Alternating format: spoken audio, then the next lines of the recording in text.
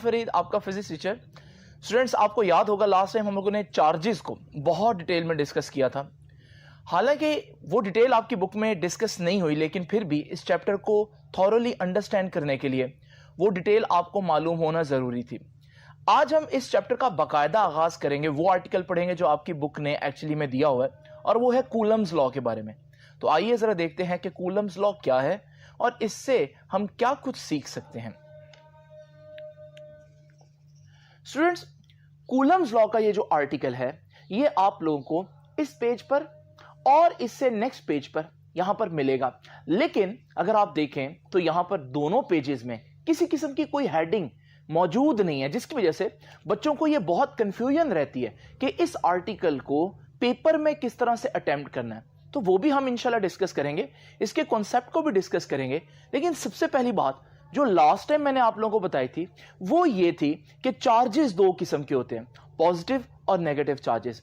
फिर मैंने आपको इलेक्ट्रोस्टैटिक का एक बड़ा ही बेसिक लॉ बताया था, और बहुत इंपॉर्टेंट लॉ जो हर बच्चे को मालूम होना चाहिए वो ये था कि लाइक चार्जेस यानी कि सेम चार्जेस, यानी कि दो पॉजिटिव चार्जेस या दो नेगेटिव चार्जेस एक दूसरे को रिपेल करते हैं। तो अगर आप दो पॉजिटिव चार्जेस को एक दूसरे के करीब लाते हैं, जब आप छोड़ेंगे तो ये एक दूसरे से दूर भागेंगे, जो कि बता रहा है कि एक दूसरे को रिपेल कर रहे हैं। अगर आप दो नेगेटिव चार्जेस एक दूसरे को करीब लाएंगे तो भी बिल्कुल आप यही देखेंगे कि जब आप इनको छोड़ेंगे तो ये एक दूसरे से दूर जाने की कोशिश करेंगे, यानी कि एक दूसरे को रिपेल करेंगे। और फिर दूसरा जो हम लोगों ने बेसिक लॉ पढ़ा वो ये था कि अगर हमारे पास दो ऑपोजिट चार्जेस हों, जैसे एक पॉजिटिव है और दूसरा नेगेटिव चार्ज है, जब आप इन दोनों को एक दूसरे के करीब लाएंगे तो ये एक दूसरे से दूर नहीं बल्कि और करीब भागेंगे एक दूसरे की तरफ, यानी कि इनके दरमियान अट्रैक्शन है। ये वो चीज है जो मैंने कल के लेक्चर में आपको एक्सप्लेन की थी, लेकिन आज का लेक्चर यहीं से आगाज कर रहा हूं। तो याद रखिएगा, वहां पर हम लोगों ने सिर्फ ये देखा कि जो चार्जेस के दरमियान फोर्स है ना वो क्वालिटी वाइज, यानी कि अगर मैं उसको कैटेगरी दूं तो दो किस्म की होती है, अट्रैक्शन और रिपल्शन। ये था फोर्स का क्वालिटेटिव एनालिसिस, यानी इसमें हम लोगों ने ये डिस्कस किया था कि फोर्स कैसी होती है चार्जेस के दरमियान। तो दो तरह की होती है, अट्रैक्शन की और रिपल्शन की। इस बात का तज़किरा आपकी बुक की साइड इंफॉर्मेशन में आपको नजर आएगा, जहां बुक जो है दोनों लाइक चार्जेस भी दिखा रही है आपको और वो रिपेल कर रहे हैं, और वो नीचे लिखा भी उसने। और निचली डायग्राम में अगर आप देखें तो वो हमारे पास दो ऑपोजिट चार्जेस को दिखा रही है और वो अट्रैक्ट कर रहे हैं, और ये बात भी नीचे लिखी है। लेकिन आज का आर्टिकल फिर क्या है? आज का आर्टिकल इस क्वालिटेटिव एनालिसिस की बजाय क्वांटिटेटिव एनालिसिस है, यानी कि आज हम ये नहीं डिस्कस करेंगे फोर्सेस कितनी तरह की होती है, बल्कि हम देखेंगे चार्जेस के दरमियान वो जो फोर्स है वो कितनी होती है, कैसी होती है नहीं। वो क्वालिटेटिव एनालिसिस था, वो कल हम डिस्कस कर चुके हैं, लेकिन आज हम देखेंगे वो कितनी हो सकती है चार्जेस के दरमियान जो फोर्स है। तो इसका मतलब सबसे पहली बात जो आप लोगों ने डिस्कस करनी है वो ये है कि कूलम्स लॉ क्या देता है जी। कूलम्स लॉ it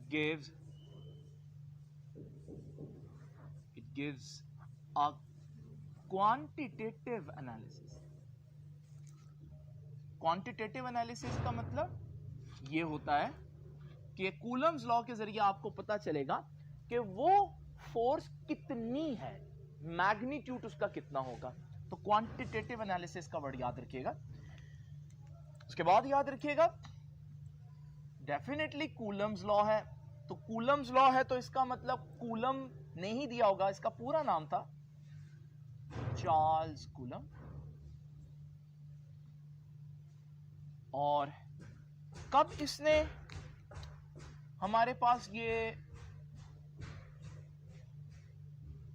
लॉ पेश किया? 1784 में। और पेशे के लिहाज से अगर हम देखें, पेशे के लिहाज से तो coulomb he was a French, France का रहने वाला था, and he was a military engineer. ये एक मिलिट्री इंजीनियर है। तो ये तो थोड़ा सा तारुफ हुआ कूलम के बारे में।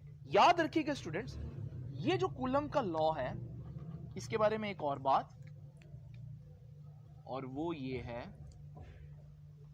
कि कूलम का जो ये लॉ है, it is an empirical law. Empirical law क्या होता है? एक ऐसा लॉ जिसमें आप पहले एक्सपेरिमेंट करें, फिर उसके रिजल्ट से आप एक लॉ बनाएं, इसे बोलते हैं एम्पिरिकल लॉ। रिजल्ट के एक्सपेरिमेंट से लॉ को डिड्यूस करें, तो ये एक ऐसा लॉ होता है which is deduced from experiments. Students, ये सारी बातें जो इंट्रोडक्शन में है, ये आपको आपके लॉन्ग क्वेश्चन के बिल्कुल पहले पैराग्राफ में यहां पर नजर आएंगे, और आप लोगों को ये सारी चीजें हाईलाइट करके दिखा रहा हूं, जिसमें डेट भी लिखी हुई है कि ये किस तरह से डिड्यूस किया, ये भी लिखा हुआ है, फ्रेंच मिलिट्री इंजीनियर। ये सारी बातें यहां पर आप लोगों को मिलेंगी। अब जरा आते हैं कूलम्स लॉ की कुछ कंडीशंस पे। हर लॉ को डिस्क्राइब करने से पहले वो लॉ बनाने वाला कोई ना कोई कंडीशन जरूर स्पेसिफाई करता है कि ये जो मेरा लॉ है ये सिर्फ इन्हीं कंडीशंस में अप्लाई किया जा सकता है। वो कंडीशंस क्या हैं? तो ये नेक्स्ट हमारे पास आई, conditions for Coulomb's law.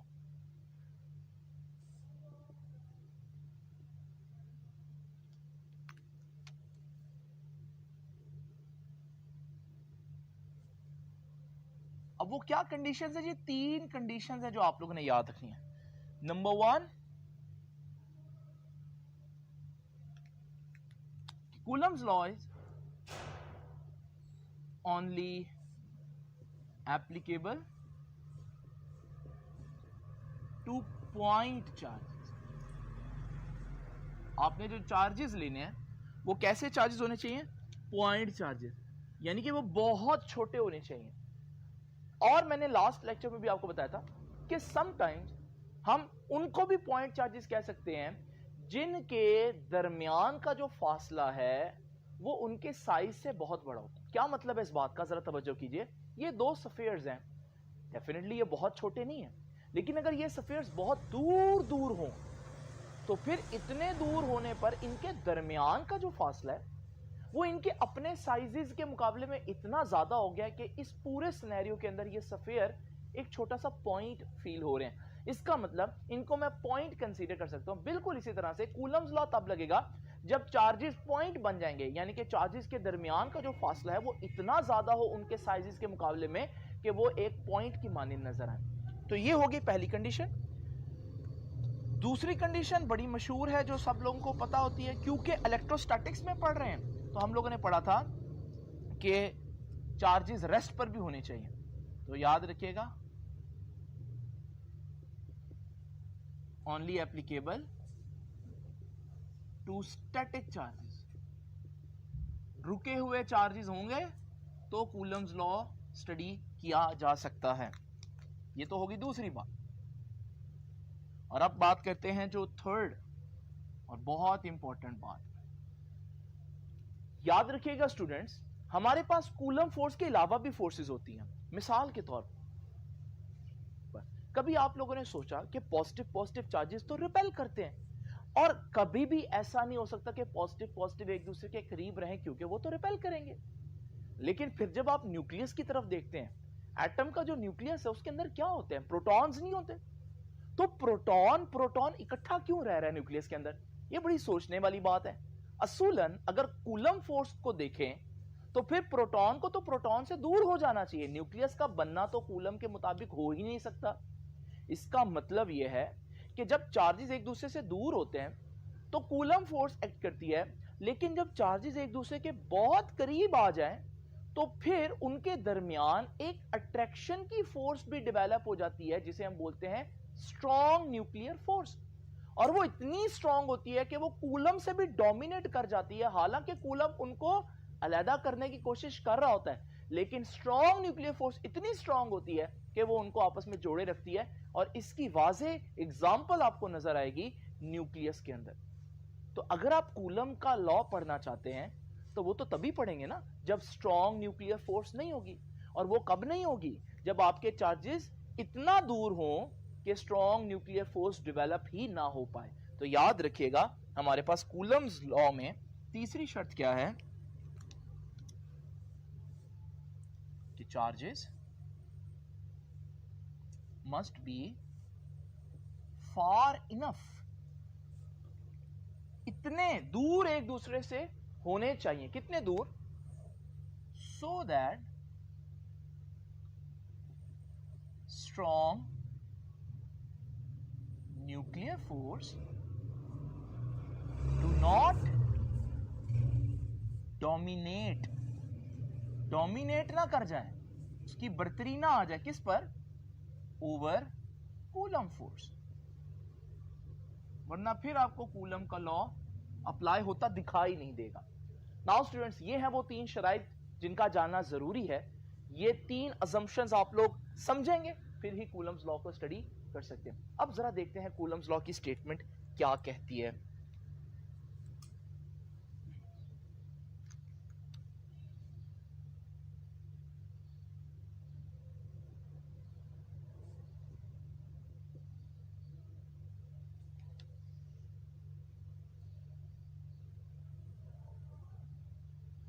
Students, जैसे कि मैं आप लोगों को पहले ही इंट्रोडक्शन में बता चुका हूं कि कैसा लॉ है ये, इंपीरिकल लॉ, यानी कि पहले एक्सपेरिमेंट किया गया फिर लॉ बनाया गया। अब जो एक्सपेरिमेंट एग्जैक्ट कूलम ने किया था वो थोड़ा सा टफ था, तो वो मैं आपको नहीं समझाऊंगा, लेकिन मैं उससे मिलती जुलती बात कहूंगा ताकि आप लोग इसको समझ सकें कि उसने ये स्टेटमेंट कहां से निकाली जो भी मैं लिखूंगा।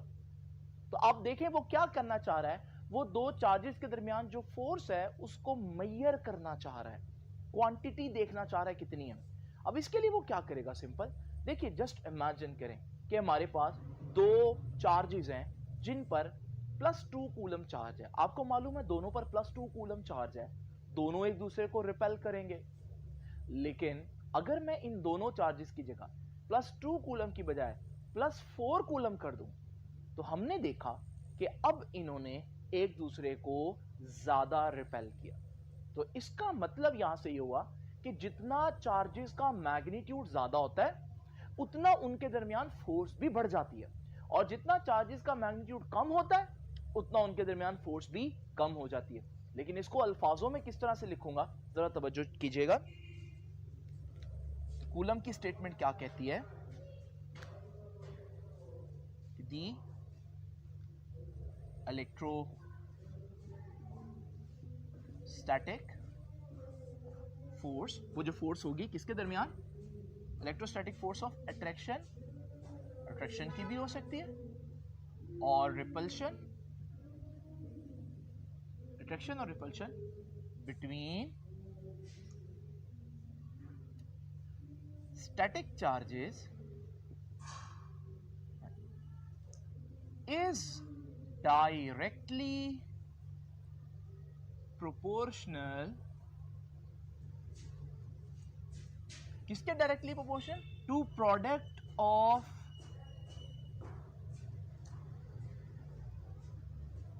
Magnitude of charges. तो ये बोली बात जो मैंने आपको बताया कि जितना दोनों चार्जेस ज्यादा बड़े होते जाएंगे, जितना ज्यादा उनका मैग्नीट्यूड होता जाएगा, उनके दरमियान फोर्स ऑफ अट्रैक्शन या रिपल्शन जो भी फोर्स है वो ज्यादा स्ट्रांग होती जाएगी। एक दूसरी बात उसने क्या नोट की, उसने कहा कि यार अगर हमारे पास दो चार्जेस इस जगह पर पड़े हुए हैं तो हम देख रहे हैं वो काफी करीब हैं, तो हमने देखा कि वो एक दूसरे पर काफी फोर्स एक्सर्ट कर रहे हैं, लेकिन जैसे जैसे इन चार्जेस को आप दूर लेकर जाएंगे इनकी एक दूसरे पर लगने वाली फोर्स की जो क्वांटिटी है वो कम होती जाएगी। ऐसा हम कई जगहों पर देखते भी हैं, जब आप मैग्नेट से दूर जाते हैं तो मैग्नेट की उतनी फोर्स फील नहीं होती। यहां से इसने ये अंदाजा लगाया कि फोर्स का डिस्टेंस के साथ इनवर्स रिलेशन है, यानी आप जितना डिस्टेंस बढ़ाते जाएंगे दो चार्जेस के दरमियान, उनके दरमियान जो फोर्स है इलेक्ट्रोस्टैटिक फोर्स वो कम होती जाएगी। लेकिन फिर उसने केयरफुली एक और बात ऑब्जर्व की और वो बड़ी इंपॉर्टेंट थी। उसने यहां पर दो चार्जेस को डी डिस्टेंस पर रखा एक दूसरे से, अब उनके दरमियान थी फोर्स F। अब इसने ये डिस्टेंस डबल कर दिया। जब ये डिस्टेंस डबल हुआ तो आप सोच रहे होंगे फोर्स हाफ हो जाएगी, लेकिन जब कूलम ने मेजर किया तो फोर्स 4 गुना कम हो गई थी। अब ये F/4 यानी 4 टाइम्स कम हो गई फोर्स। इसका मतलब डिस्टेंस सिर्फ डबल करने से फोर्स 4 गुना कम होती है। यहां से हमें स्क्वायर का रिलेशन नजर आ रहा है। तो यहां से उसने बोला कि डिस्टेंस के साथ क्या रिलेशन हुआ कि एंड इनवर्सली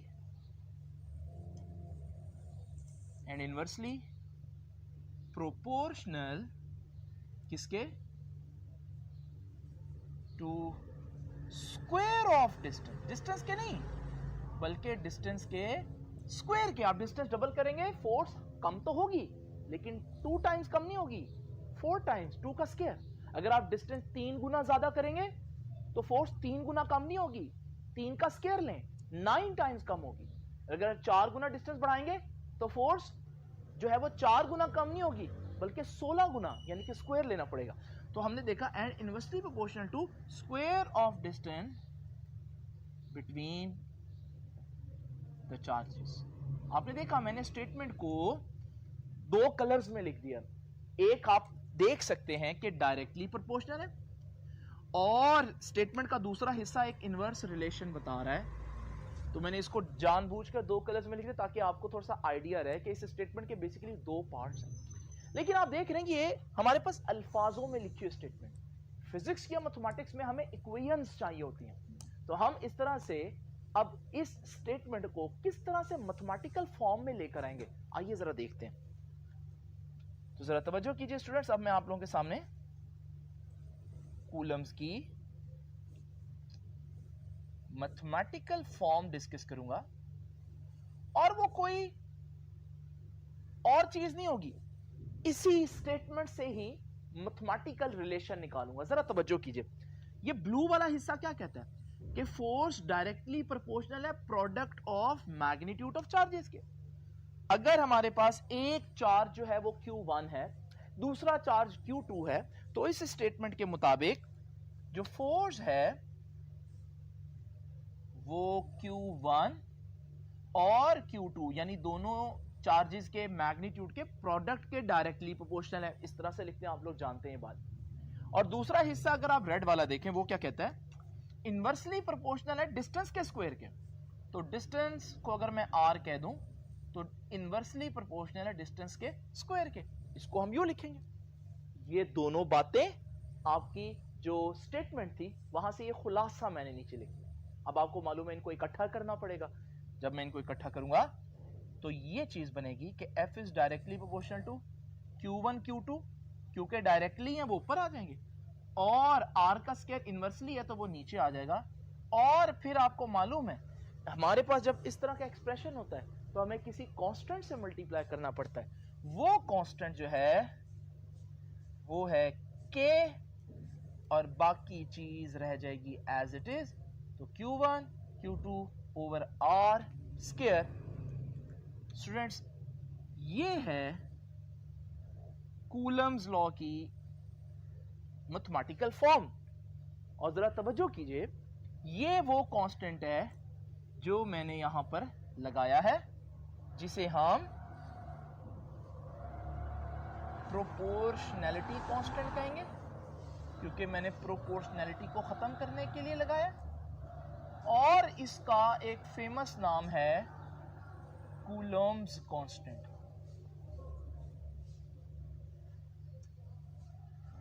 आइए अब जरा देखते हैं कि ये कूलम्स कांस्टेंट जो है इसके बारे में थोड़ी सी मजीद इंफॉर्मेशन।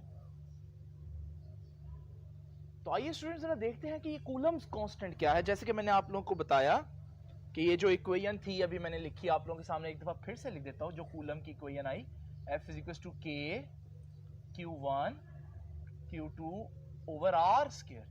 ये K है कूलम्स कांस्टेंट या प्रोपोर्शनैलिटी कांस्टेंट है। तो याद रखिएगा कि this constant of proportionality, this constant of proportionality is known as Coulomb's constant।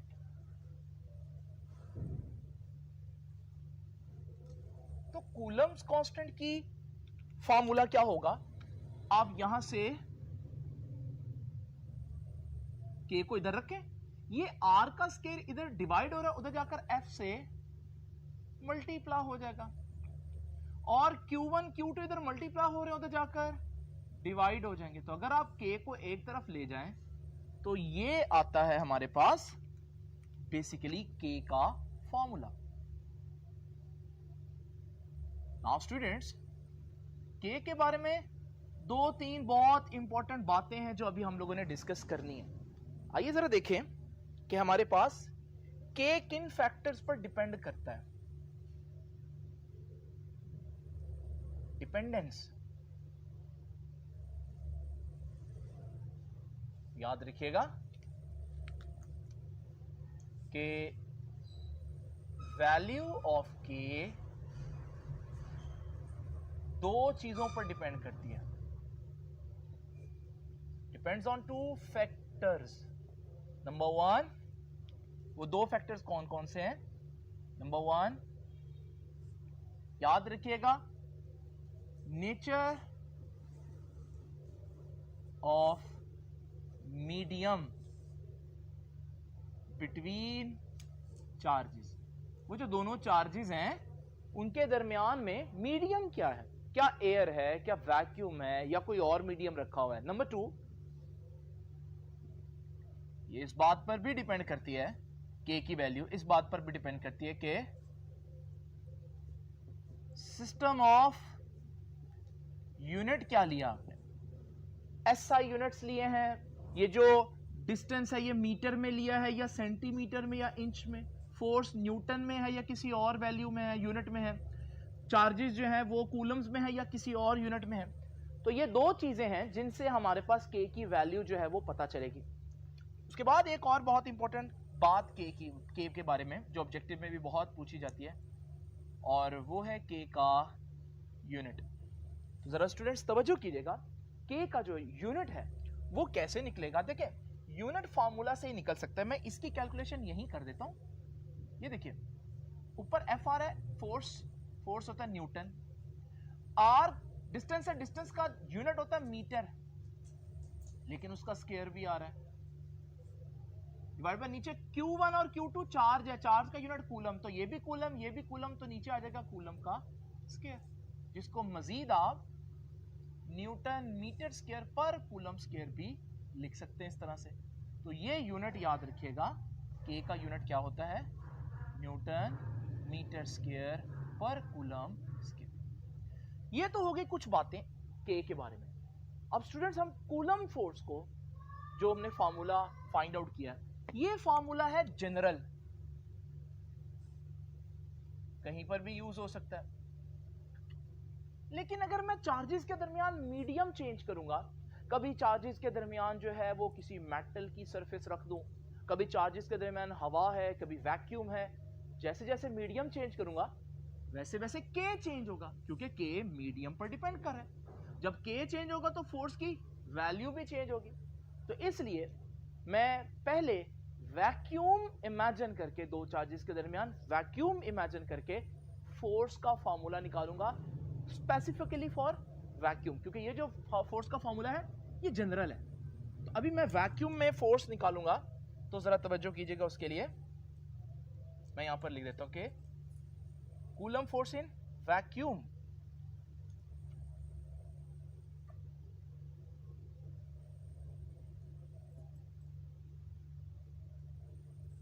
Vacuum को आपको मालूम है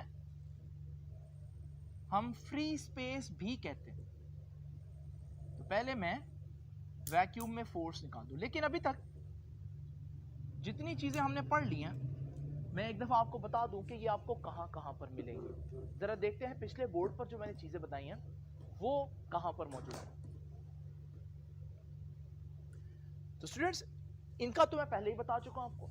ये कंडीशन जो है ये आपकी बुक में नहीं है, ये आपको खुद से लिखनी है।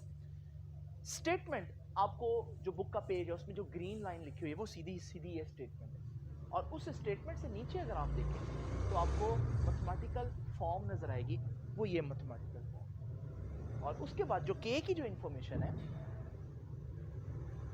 फॉर एग्जांपल ये जो हमारे पास k का कि k किन फैक्टर्स पर डिपेंड करता है, ये दो बातें ये आपको इस पैराग्राफ के अंदर नजर आएंगी। देखिए ना, छुप कर लिखी हुई है, तो आपने हेडिंग डालकर इस तरह से लिखना है ताकि एग्जामिनर को पता चले कि आपने ये चीज एक्सप्लेन की हुई है। और फिर इसी तरह से अगर आप इस यूनिट को ढूंढें तो ये के की वैल्यू के साथ ये यूनिट यहाँ पर एक्सप्लेन हुआ होगा।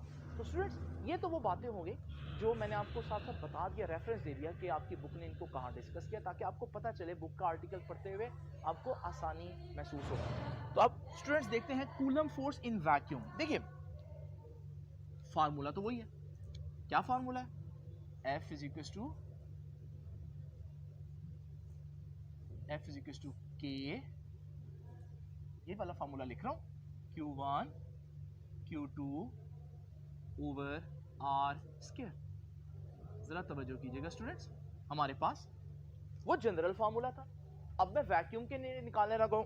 तो वैक्यूम के लिए अगर मैं फोर्स वैक्यूम में फाइंड आउट करना चाहता हूं, यानी चार्जेस के दरमियान वैक्यूम है, तो फिर मुझे K की वो वैल्यू लेनी होगी जो वैक्यूम में होती है। बाकी डिस्टेंस तो वैक्यूम आने से चेंज हो नहीं सकता, चार्जेस पर जो मैग्नीट्यूड है वो तो उन पर है, तो दरमियान के मीडियम चेंज होने से किस तरह से मैग्नीट्यूड चेंज हो सकता है? इसका मतलब अगर आप फोर्स वैक्यूम में फाइंड आउट करना चाहते हैं तो जस्ट आपको एक बात पता होनी चाहिए, और वो क्या है? वो K की वैल्यू क्या है वैक्यूम के अंदर। अब लकीली हमारे पास उसके लिए एक फार्मूला मौजूद है, और वो फार्मूला क्या है स्टूडेंट्स? याद रखिएगा, वैक्यूम के अंदर K की वैल्यू बराबर होती है, जरा ध्यान से देखिएगा, 1/4 पाई एप्सिलॉन नॉट। ये है K की वैक्यूम के अंदर वैल्यू।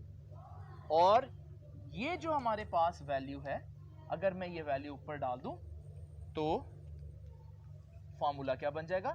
तवज्जो कीजिएगा,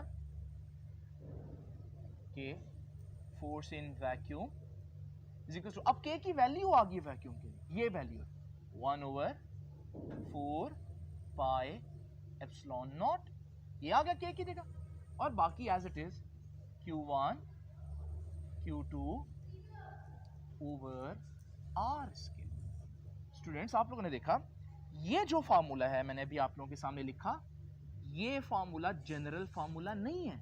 जनरल फार्मूला वो होता है जो हर जगह पर अप्लाई किया जा सकता है, ये हर जगह पर अप्लाई नहीं किया जा सकता। This is specifically for vacuum. तो ये वैक्यूम अगर हो, यानी कि दो चार्जेस के दरमियान कुछ भी ना हो, तो फिर ये हमारे पास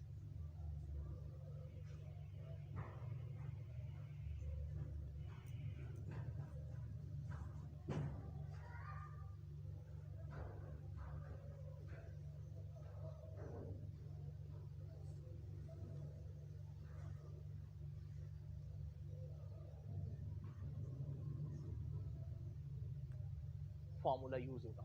स्टूडेंट्स, आप लोग सोच रहे होंगे कि ये क्या चीज है। ये चीज मैंने जानबूझकर इसको एक्सप्लेन नहीं किया अभी, क्योंकि मैंने कहा इसको एक दफा लिख दूं फिर आपको बताता हूं। इसको सबसे पहले देखें, इसको कहते क्या है? इसको पढ़ते हैं एप्सिलॉन, और इसके साथ जो छोटा सा जीरो ऐसे बोलते हैं not, epsilon naught. Epsilon not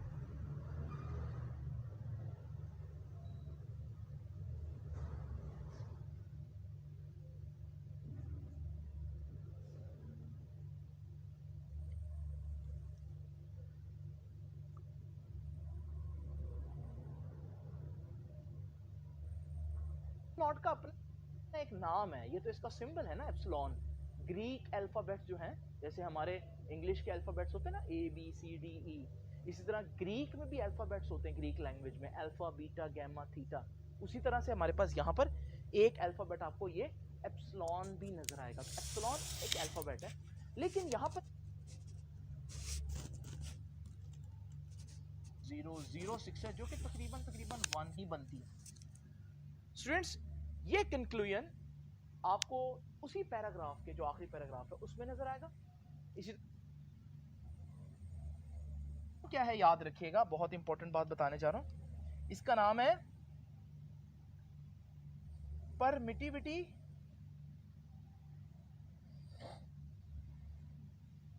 of free space. Free space का दूसरा नाम क्या है? वैक्यूम, जैसे कि मैं पहले बता चुका हूं। तो याद रखिएगा, ये जो एप्सिलॉन नॉट है ये एक्चुअली क्या है जी? फ्री स्पेस की परमिटिविटी है। परमिटिविटी का वर्ड सुनकर बच्चे समझते हैं कि एक्चुअली में फिर ये क्या है? ये फोर्स को वैक्यूम में से गुजरने की परमिशन है। फोर्स को, ये जो चार्जेस के दरमियान फोर्स है, क्योंकि एक चार्ज और दूसरे चार्ज के दरमियान अगर वैक्यूम हो तो एक चार्ज से दूसरे चार्ज तक जो फोर्स है उसको वैक्यूम में से ट्रैवल करना पड़ेगा। तो परमिटिविटी ऑफ फ्री स्पेस क्या मतलब बनता है फिर? आम मतलब ये समझ में आता है कि फ्री स्पेस की यानी वैक्यूम की फोर्स को गुजरने की परमिशन। तो परमिटिविटी क्योंकि वर्ड निकल रहा है परमिशन से। लेकिन स्टूडेंट्स जरा तवज्जो से अब बात सुननी है आप लोगों ने। एक बात याद रखिएगा, मैं यहां बता देता हूं आप लोगों को कि एक्चुअली में जो परमिटिविटी है ये परमिशन नहीं, बल्कि एक्चुअली में ये परमिशन के बिल्कुल ऑपोजिट होती है। यानी कि ताल्लुक है परमिशन से इसका, लेकिन डायरेक्ट रिलेशन नहीं है, इनवर्स है। यानी जब हम कहते हैं किसी चीज की परमिटिविटी बहुत ज्यादा है तो इसका मतलब ये नहीं है कि वो बहुत परमिशन दे रहा है, बल्कि परमिटिविटी ज्यादा होने का मतलब है उसकी परमिशन कम है, वो ब्लॉक कर रहा है फोर्स को। और जिसकी परमिटिविटी कम होगी उसकी परमिशन ज्यादा होगी, यानी वो फोर्स को जाने देगा।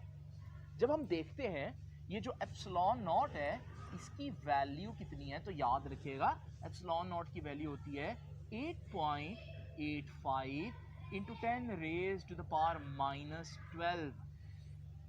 जरा स्टूडेंट्स ध्यान किया आप लोगों ने? 10 की पावर -12 बहुत ज्यादा आंसर है कि बहुत कम आंसर है? बहुत कम आंसर है। यानी कि इसकी परमिटिविटी बहुत कम है, वैक्यूम की परमिटिविटी बहुत कम है। तो फिर इसका मतलब क्या होगा? उसकी परमिशन बहुत ज्यादा होगी, क्योंकि परमिटिविटी और परमिशन का ऑपोजिट रिलेशन है।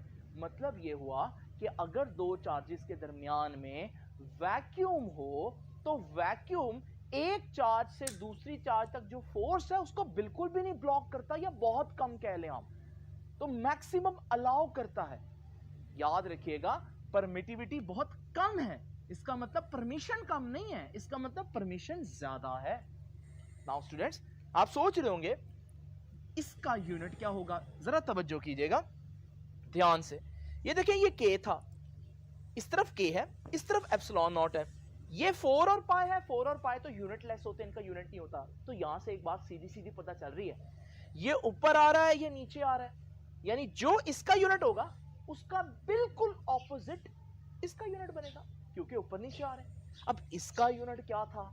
ये देखिए इसका यूनिट मैंने ये लिखा हुआ है, तो फिर एप्सिलॉन नॉट का यूनिट बिल्कुल ऑपोजिट होगा। तो न्यूटन क्या बन जाएगा? पर न्यूटन। मीटर स्क्वायर क्या बन जाएगा? पर मीटर स्क्वायर। और पर कूलम स्क्वायर जब ऑपोजिट होगा, इनवर्स होगा, तो उसकी पावर पॉजिटिव हो जाएगी। तो ये है स्टूडेंट्स एप्सिलॉन नॉट का मतलब। तो आप लोगों ने देखा कि हमारे पास वैक्यूम में जो फोर्स है, अगर आप वो फाइंड आउट करना चाहते हैं तो बस आप ये वैल्यू पुट कर दें और आपके पास ये वैल्यूज पुट करके आंसर आ जाएगा। तो आपने यहाँ पर हम लोगों ने एप्सिलॉन नॉट की वैल्यू पुट करके भी दी हुई है। तो जरा देखिए मैंने बताया कि वैक्यूम के अंदर, ये बहुत इंपॉर्टेंट ऑब्जेक्टिव है, इसको मैं ये बना रहा हूँ। अब देखिए वैक्यूम के अंदर मैंने क्या बताया, 1/4 पाई एप्सिलॉन नॉट। और जब 4 पाई एप्सिलॉन नॉट होगा, आप एप्सिलॉन नॉट की वैल्यू पुट करें तो आपका आंसर आ जाएगा 9 इंटू 10 रेज टू पावर 9। तो वैक्यूम के लिए K की वैल्यू याद रखिएगा 9 इंटू 10 रेज टू पावर 9 होती है, न्यूटन मीटर स्क्वायर पर कूलम स्क्वायर, वो जो K का यूनिट है। तो स्टूडेंट्स अब आप लोगों ने यहां पर न्यूमेरिकल्स के अंदर जब आपके पास ये वैक्यूम वाला केस आएगा तो बजाय आप पहले 4 की और फिर पाई की वैल्यू और इसको मल्टीप्लाई करें, ऐसा नहीं करेंगे। आपको मालूम है इस पूरी चीज की कुल मिलाकर हमने वैल्यू लिख दी है ताकि आपकी न्यूमेरिकल आसान हो जाए। तो ये 9 इंटू 10 रेज टू पावर 9। आपने देखा एप्सिलॉन नॉट की value very small but K की वैल्यू वेरी लार्ज, और ऐसा तो होना ही था क्योंकि K और एप्सिलॉन नॉट एक दूसरे के बिल्कुल ऑपोजिट है। तो आखिरी बात फिर से, क्योंकि अगली बात इसके लिए बहुत इंपॉर्टेंट है कि परमिटिविटी और परमिशन का ऑपोजिट रिलेशन है। जब किसी चीज की परमिटिविटी ज्यादा होती है इसका मतलब वो ज्यादा परमिशन नहीं देता, वो ज्यादा ब्लॉक करता है, कम परमिशन देता है। और किसी चीज की परमिटिविटी कम होती है तो फिर वो ज्यादा परमिशन देता है। और वैक्यूम से ज्यादा परमिशन कौन दे सकता है, क्योंकि वैक्यूम का तो मतलब ही है कि कुछ भी नहीं है दरमियान में। तो याद रखिएगा, ये भी मैं पूछ सकता हूं कि परमिटिविटी सबसे ज्यादा सबसे कम किसकी है, तो लोएस्ट परमिटिविटी किसकी है, वैक्यूम की। वैक्यूम की, इसका मतलब क्या है, लोएस्ट परमिशन नहीं, इसका मतलब है वैक्यूम मैक्सिमम फोर्स लगाने देता है, दो चार्जेस को बिल्कुल भी ब्लॉक नहीं करता। आखिरी बात जी, वेक्टोरियल फॉर्म, जरा तवज्जो कीजिएगा। आपको मालूम है फोर्स एक वेक्टर क्वांटिटी है, ये तो हम फर्स्ट ईयर में पढ़ के आए, और हर वेक्टर का कोई ना कोई डायरेक्शन जरूर होती है। तो हम ये फोर्स जो है इसको एक दफा लिखते हैं, formula F is equal to vacuum वाला formula is equal to K, या इवन के की वैल्यू लिख लेते हैं जो मैंने बताई, 1/4 pi epsilon naught Q1 Q2 ओवर आर स्क्वायर। ये तो मैग्नीट्यूड हो गया। अगर मैं इस फोर्स को वेक्टर लिखना चाहता हूं तो उसके लिए मुझे एक काम करना पड़ेगा, और वो ये है कि मुझे यहां एक यूनिट वेक्टर लगाना पड़ेगा, जो कि मैं आप लोगों को पहले ही फर्स्ट स्टेप में बता चुका हूं चैप्टर नंबर 2 में, कि जब भी आपने किसी चीज को वेक्टर ट्रीट करना हो तो आप एक यूनिट वेक्टर लगाएं। तो ये फार्मूला भी वही है, ये मैग्नीट्यूड को रिप्रेजेंट कर रहा है, ये फार्मूला भी वही है, सिर्फ एक आर हैट लग गया। ये आर हैट फोर्स की डायरेक्शन बताएगा, यानी कि अब ये फोर्स की वेक्टर फॉर्म आ गई। स्टूडेंट्स जरा देख लीजिए कि ये सारी चीजें आपको यहां से लेकर यहां तक मिल जाएंगी। अगर आप देखेंगे तो आपको ये फार्मूला भी, ये वैक्यूम का भी नजर आ जाएगा यहाँ पर, ठीक है। फिर आप देखेंगे ये फार्मूला भी आपको यहाँ पर दिख जाएगा। फिर इसी तरह से अगर आप देखें कि वो क्या कर रहा है, एप्सिलॉन नॉट का नाम बता रहा है, और वो एप्सिलॉन नॉट का क्या नाम बता रहा है, वैक्यूम परमिटिविटी या परमिटिविटी ऑफ फ्री स्पेस, ये भी आपको यहाँ पर नजर आएगा। बिल्कुल इसी तरह से एप्सिलॉन नॉट की ये जो वैल्यू है इसको भी देख लीजिए, ये भी आपको यहाँ पर नजर आएगी।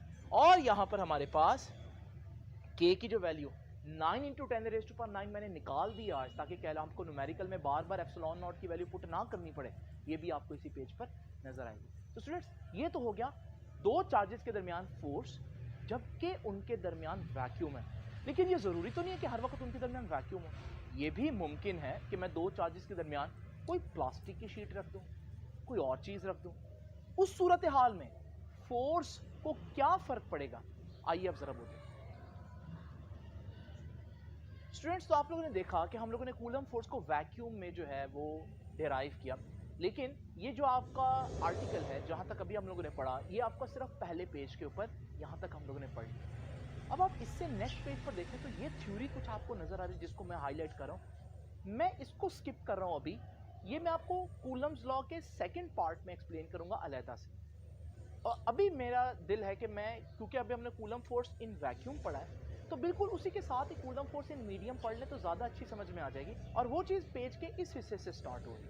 तो ज़रा देखते हैं स्टूडेंट्स, यहाँ पर जो कूलम फोर्स अब वो मीडियम की बात करेगा वो कैसे होगी। तो ज़रा इमेजिन करें, कूलम फोर्स का जनरल फार्मूला आप लोग जान गए हैं, F इज इक्वल टू के Q1 Q2 ओवर आर स्क्वायर।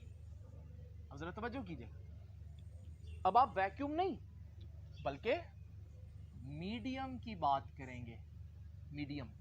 तो फिर के की वैल्यू भी कौन सी लिखेंगे, जो उस मीडियम में होती है। अब आपको मालूम है कि के के लिए हम लोगों ने एक फार्मूला बनाया है, और वो फार्मूला क्या था के का, वो फार्मूला था K is equal to 1/4 pi epsilon naught. लेकिन ये फॉर्मूला कब था, ये फॉर्मूला था जब आप वैक्यूम की बात कर रहे थे। तो वैक्यूम की बात की थी तो वैक्यूम की परमिटिविटी आई। अब आप किसकी बात कर रहे हैं, अब आप मीडियम की बात कर रहे हैं, और मीडियम की बात करेंगे तो फिर परमिटिविटी किसकी आएगी, उस मीडियम की। अब उस मीडियम की परमिटिविटी कितनी होगी, असल क्वेश्चन ये है। ये जो इक्वेशन मैंने बनाई है, मैं इसको इक्वेशन 1 कह देता हूं। तो आप देख रहे हैं, अगर आप k की वैल्यू फाइंड आउट करना चाहते हैं ताकि आप इधर पुट करें, उसके लिए आपको पहले उस मीडियम की परमिटिविटी चाहिए। अब वो कैसे फाइंड आउट होगी? देखिए स्टूडेंट, इसके लिए पहले आप मेरी एक सिंपल सी बात अंडरस्टैंड करें। वो बात ये है कि अक्सर हम किसी भी चीज की वैल्यू किसी दूसरी चीज के कंपैरिजन में बताते हैं। मिसाल के तौर पर मेरे दोस्त की सैलरी है, सपोज करें 1 लाख रुपए। This is the salary of my friend. अब कोई मेरे से पूछता है मेरी सैलरी कितनी है, तो मैं कहता हूं मेरी सैलरी मेरे दोस्त से डबल है। अच्छा, मैंने अपनी नहीं बताई सैलरी, मैंने उसकी सैलरी के लिहाज से अपनी रेशो बता दी कि मेरे कितने टाइम ज्यादा है या कम है। तो इस केस में मैं बोल रहा हूं कि मेरी सैलरी उससे डबल है। तो आप समझ गए, हालांकि मैंने अपनी सैलरी नहीं बताई, लेकिन आप समझ गए कि फिर सर की सैलरी कितनी होगी, डबल कर देंगे आप इस वैल्यू को। तो ये तरीका है, मैंने अपनी सैलरी नहीं बताई, दोस्त की सैलरी के लिहाज से अपनी सैलरी बताई है। My salary relative to the salary of my friend. बिल्कुल ऐसे ही जब हमने किसी भी मीडियम की परमिटिविटी डिस्कस करनी होती है, हम यही तरीका इख्तियार करते हैं। हम उसकी परमिटिविटी नहीं बताते, हम कहते हैं भाई वैक्यूम की परमिटिविटी तो पता है ना, एप्सिलॉन नॉट, और वो जो मीडियम है ना उसकी परमिटिविटी 10 गुना 5 गुना जितने टाइम्स है, तो फिर आप उससे मल्टीप्लाई कर देंगे। वो जो फैक्टर है ना उसको हम कहते हैं एप्सिलॉन आर। और याद रखिएगा, एप्सिलॉन आर उस मीडियम की परमिटिविटी नहीं बता रहा। ये जो फैक्टर 2 था, ये मेरी सैलरी 2 नहीं है, मेरी सैलरी 2 गुना है। तो मेरी सैलरी निकालने के लिए उसकी सैलरी से मल्टीप्लाई करना पड़ेगा, ये टोटल आंसर मेरी सैलरी होगा। इसी तरह से मीडियम की ये परमिटिविटी नहीं है, अक्सर बच्चे समझते हैं ये मीडियम की वैक्यूम के लिहाज से कितने गुना ज्यादा है, ये वो फैक्टर है जिसको मल्टीप्लाई करना है। तो मीडियम की कितनी होगी, मीडियम की ये टोटल होगी, जैसे मेरी ये टोटल सैलरी। तो अब आपको मालूम है एप्सिलॉन आर का नाम याद रखिएगा, रिलेटिव परमिटिविटी। रिलेटिव परमिटिविटी एक फैक्टर है, और याद रखिएगा it has no unit, it has no unit. आप ये भी कह सकते हैं कि वैक्यूम के लिहाज से जो कंपैरिजन बनेगा वो ये फैक्टर होगा। और वैक्यूम के लिए ये बड़ी इंपॉर्टेंट ऑब्जेक्टिव डिस्कस कर रहा हूं, फॉर वैक्यूम एप्सिलॉन आर 1 होगा, क्योंकि वैक्यूम के लिहाज से अगर आप देखेंगे तो 1 होगी।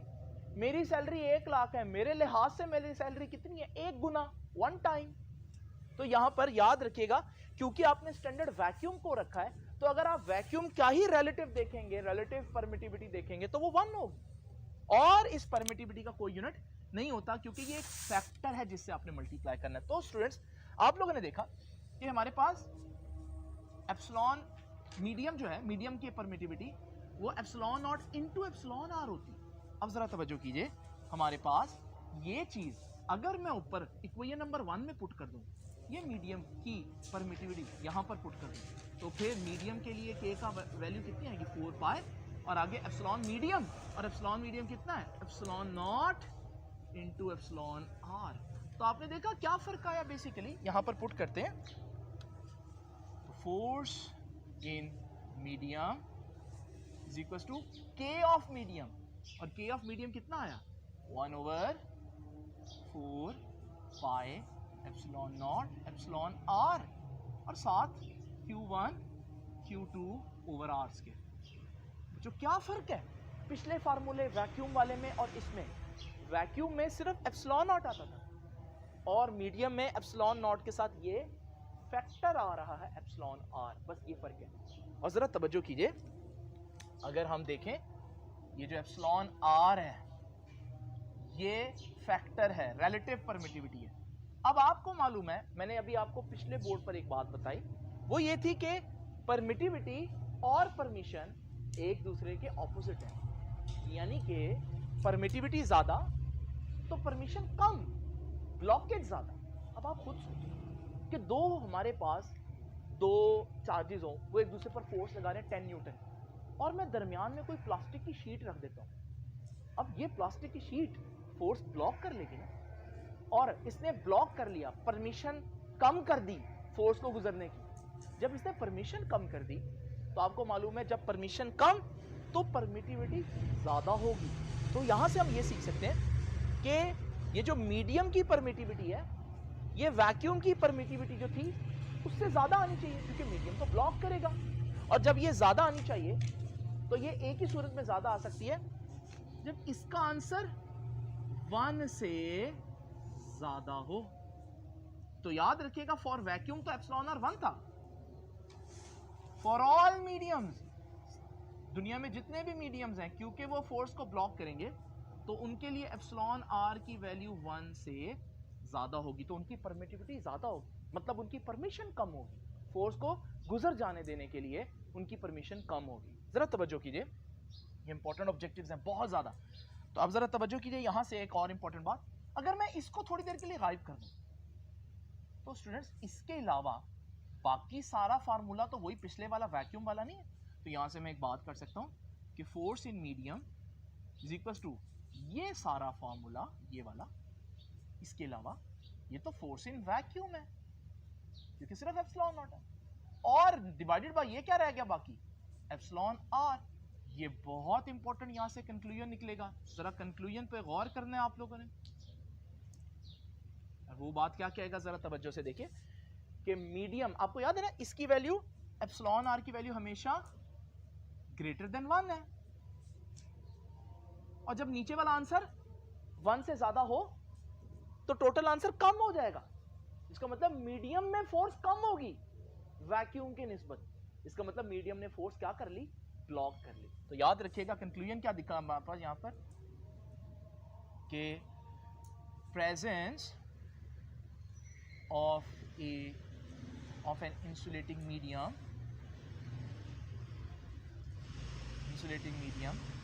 इस मीडियम को एक और नाम भी दे रहा हूं जी, और डाई इलेक्ट्रिक। देखें कहां रखा मीडियम को, दोनों चार्जेस के दरमियान में, दो चार्जेस के दरमियान में, डाई इलेक्ट्रिक। एक और रीजन भी डाई इलेक्ट्रिक कहने की है, वो आगे हम कैपेसिटर में देखेंगे। तो याद रखिएगा प्रेजेंस ऑफ इंसुलेटिंग मीडियम और डाई इलेक्ट्रिक क्या करती है, रिड्यूसेस कूलम फोर्स, वो कूलम फोर्स को कम कर देती है। कितना, जितनी इसकी वैल्यू, अगर इसकी वैल्यू 4 है तो नीचे 4 से डिवाइड होगा तो 4 गुना आंसर कम हो जाएगा वैक्यूम की निस्बत। तो याद रखिएगा reduces Coulomb force by a factor epsilon are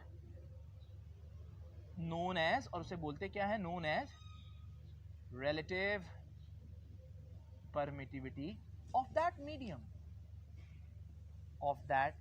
उस मीडियम की जो भी relative permittivity, कितने गुना permittivity है उसकी वैक्यूम के लिहाज से। नाउ स्टूडेंट्स, इसकी एग्जांपल मैं आप लोगों को यूं समझाता हूं कि जितनी एप्सिलॉन आर की वैल्यू होगी, जो मीडियम भी मैं एंटर करूंगा, तो उसमें फोर्स भी उतने टाइम्स कम हो जाएगी। स्टूडेंट्स जरा इमेजिन करें, हमारे पास ये दो चार्जेस हैं, आप देख रहे हैं कि दोनों चार्जेस के दरमियान कुछ भी नहीं है, तो ये वैक्यूम हुआ। इस वक्त ये जो फोर्स लगा रहे हैं एक दूसरे पर, ये सपोज करें 32 न्यूटन है। अब जरा इमेजिन करें, अगर मैं आपके बुक के जो टेबल है उसमें से एक एग्जांपल चूज करूं पैराफिन पेपर की। अब आप देख रहे हैं पैराफिन पेपर का आगे उसकी एप्सिलॉन आर यानी उसकी रिलेटिव परमिटिविटी लिखी हुई है और वो 2 है। तो यहां से हम लोगों ने क्या सीखा कि अगर मैं उन दोनों चार्जेस के दरमियान ये पैराफिन पेपर रख दूं तो इसका नतीजा ये होगा कि फोर्स 2 गुना कम हो जाएगी, क्योंकि इसके एप्सिलॉन आर की वैल्यू 2 है। तो पहले कितनी थी फोर्स, पहले थी हमारे पास 32 न्यूटन, जब मैं पैराफिन पेपर रखूंगा तो ये हो जाएगी 16 न्यूटन, हाफ होगी। अच्छा जरा इमेजिन करें, अगर मैं एक और एग्जांपल लूं, इसी टेबल में अगर आप गौर से देखें तो आपको जर्मेनियम नजर आएगा, और जर्मेनियम की आप देख रहे हैं एप्सिलॉन आर 16 न्यूटन। तो वही दो चार्जेस हैं जिनके दरमियान 32 न्यूटन की फोर्स है क्योंकि वैक्यूम है। अब मैं इनके दरमियान जर्मेनियम रख रहा हूं, जब आप देखेंगे जब जर्मेनियम आएगा बीच में तो इनकी एप्सिलॉन आर जो है, क्योंकि उसका 16 है, तो ये फोर्स 16 गुना कम हो जाएगी, और अब ये सिर्फ एक दूसरे पर 2 न्यूटन की फोर्स लगा पाएंगे। तो आपने देखा कि एप्सिलॉन आर बताता है कि कितने गुना फोर्स ने कम हो जाना है मीडियम के आने से। सिंपल अगर हम देखें। और एक आखिरी बात, इसी टेबल में अगर आप पहली दो वैल्यूज देखें कि वैक्यूम की एप्सिलॉन आर कितनी है 1 और एयर की कितनी है 1.0006, ये भी तकरीबन 1 ही नहीं बन जाता।